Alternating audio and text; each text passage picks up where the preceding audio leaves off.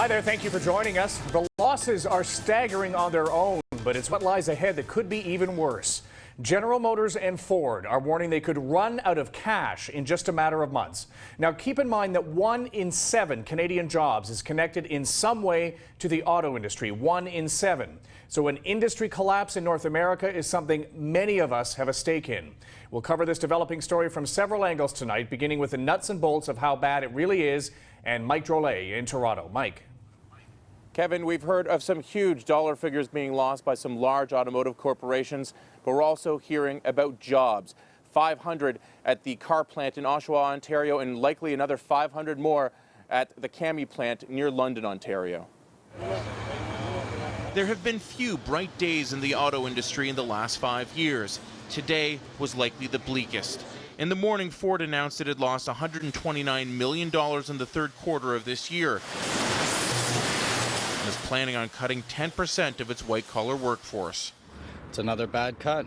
Bad, but nothing compared to rival General Motors, which lost a staggering $2.5 billion over the last 3 months. The news was so dire, merger talks with Chrysler were put on hold. I am absolutely scared. Absolutely scared. It's a dark day again for the auto industry in the city of Oshawa, for Canada, across North America. The losses are bad, but it's the billions in cash the automakers are burning through every month that could see their historic engines seize up. In fact, both Ford and GM could run out of funds sometime next year. There comes a point where you can't go back to lenders and say, we need more money. They're not going to lend that money right now. For Canadians, the doom and gloom isn't as omnipresent as it is in the States, but by all accounts, it will be. In fact, on car lots, the industry in Canada looks healthy. Auto sales in October actually increased 1.5% from this time last year. But in the U.S., sales have been catastrophic, decreasing 31.9% from October 07 to October 08. You will see different companies emerge. They will be leaner. They will be smaller, most probably. There may be fewer brands around, but there's a lot of things that could be on the table, but certainly things will be very different. So how bad could it get? Consider in the U.S. the auto industry is the largest purchaser of steel, glass, and other raw materials. So 1 in every 10 jobs is directly or indirectly tied to the auto industry. That number is 1 in 7 in Canada.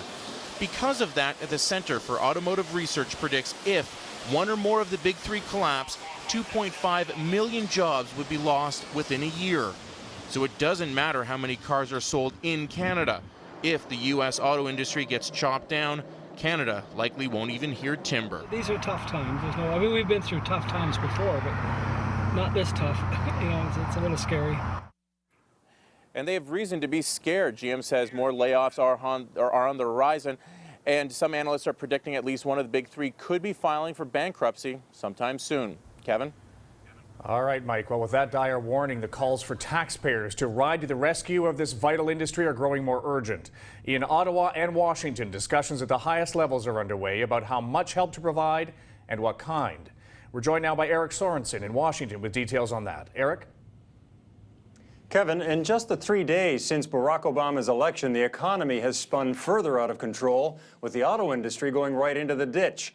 Obama held his first news conference today as president-elect, and the question is, can the man who campaigned for change now be the agent of economic change?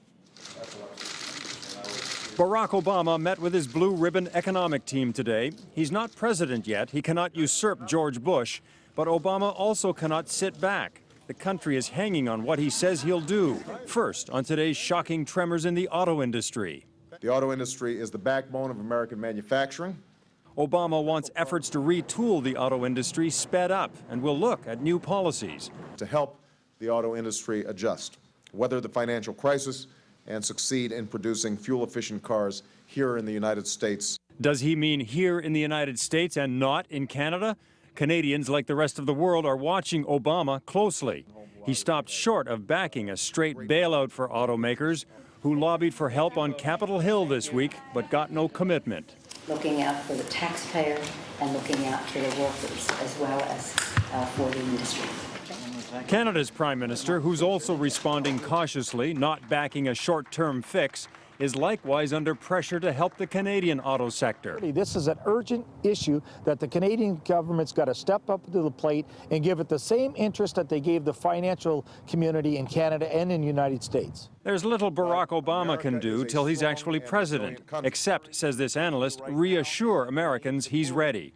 They need to move very promptly to re-establish confidence and to demonstrate control as best they can over an economy that is slowing very, very dramatically. And re-establishing confidence is what this demonstration of economic brainpower behind him was all about. And it's not going to be easy for us to dig ourselves out of the hole that we are in. But America is a strong and resilient country. Technically, none of this is Obama's responsibility until his inauguration, but it's clear from everything he said today that the economic crisis is not going away, and he expects it to be waiting for him in January. Kevin? All right, thank you, Eric. Well, let's bring in CanWest News national correspondent David Aiken now, who has more on the overall U.S. job numbers, which, David, are pretty grim. Well, the auto industry is certainly where we find the most pain in the U.S. economy, but there is a lot of pain to go around. Take a look at these charts, Kevin. These bars represent the month-by-month job losses in the U.S. this year for all non-farm businesses, and it has been unrelenting bad news. Tens of thousands every month. Nearly 1 million Americans have lost their jobs this year, including 240,000 last month. That is a stunningly bad result. Now, take a look at this chart. These are the Canadian job numbers, and these have been surprisingly good. With the exception of June and July, we have seen job gains every month this year in Canada, including an all-time record in September, and a surprising, albeit small, gain of about 10,000 jobs last month. Now remember, while the American economy has shed 1 million jobs so far this year, Canada's economy has gained more than 200,000 new jobs. Now, analysts and economists have been saying for months that with the American economy slowing, we will not be able to avoid job losses here in Canada. And yet, just about every month we see a surprise the other way. Now, those storm clouds that have been on the horizon for months are indeed darkening. Demand for Canadian goods from other countries is slowing, and autos is the best example. And it seems inevitable that that is eventually going to hit Canadian employment numbers. The question really is, when will the cuts come and how deep will they be? Kevin? All right.